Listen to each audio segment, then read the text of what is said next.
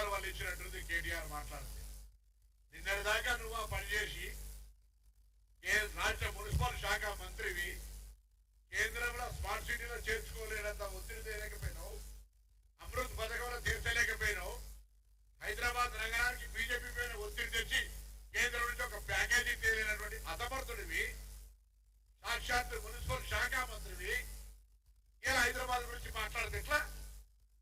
10 సంవత్సరాలు మున్సిపల్ చట్టంలో ఏమో చేసినా అని చెప్పి మీరు అక్రమ కట్టడాలు కావచ్చు, భూ కబ్జాలు కావచ్చు, మొత్తం హైదరాబాద్ నగరం అంతా కూడా అస్తవ్యస్తంగా కావడానికి ప్రధానమైనటువంటి కారణకులు మీరే.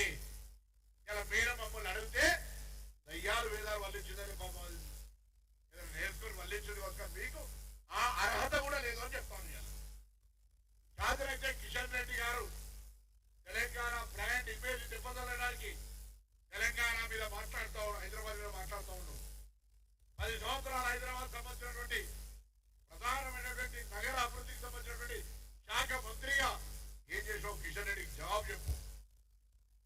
పెద్దలు గౌరవ కేంద్ర మంత్రి కిషన్ రెడ్డి గారికి గత 10 సంవత్సరాలుగా ఉన్నటువంటి మున్సిపల్ అర్బన్ మినిస్టర్ హైదరాబాద్ కేంద్రం ఏమేమి చేయలేదో చెప్పమని డిమాండ్ చేస్తా ఉన్నాం కేటీఆర్ గారు.